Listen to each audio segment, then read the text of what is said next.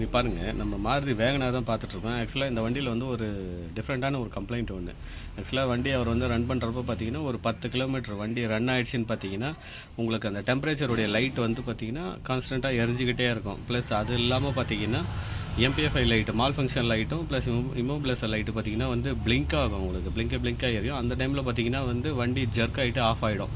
ஆக்சுவலாக கஸ்டமர் வந்து ஷோரூமில் எடுத்துகிட்டு போய் கொடுத்துருக்காரு. ஷோரூமில் அவங்க செக் பண்ணிட்டு தான் சொல்லியிருக்காங்க, இந்த மாதிரி ஹெட் வந்து ரிமூவ் பண்ணி நம்ம எல்லாமே ஒர்க் பண்ணணும் அப்படின்னு சொல்லியிருக்காங்க. சரி, கஸ்டமர் நம்மக்கிட்ட வந்து கொண்டு வந்தார்.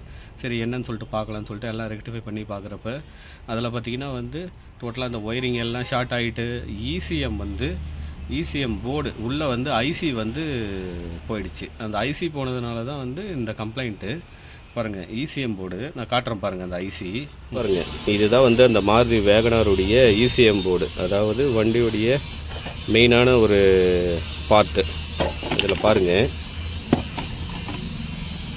இதுதான் உள்ள இதில் பர்னானது பார்த்தீங்கன்னா, இதை பாருங்கள், இந்த ஐசி பார்த்தீங்கன்னா பர்னாக இருக்குது. இதை பாருங்கள், தெரியுதுங்களா?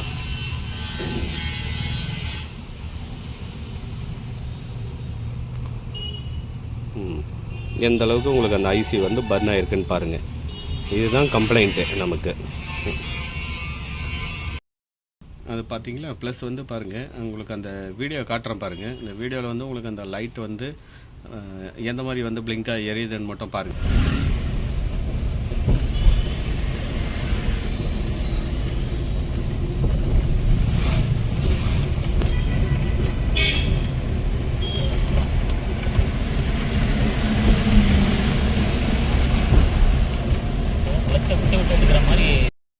பார்த்தீங்களா? இதுதாங்க கம்ப்ளைண்ட் இந்த வண்டியில். ஆக்சுவலாக இப்போ இதுக்கு வந்து நம்ம அந்த இசிஎம் போர்டு எல்லாம் மாற்றிட்டு ப்ளஸ் கீ ப்ரோக்ராம் பண்ணி எல்லாமே ரீப்ளேஸ் பண்ணி கொடுக்க போகிறோம். இதுதான் கம்ப்ளைண்ட்டு.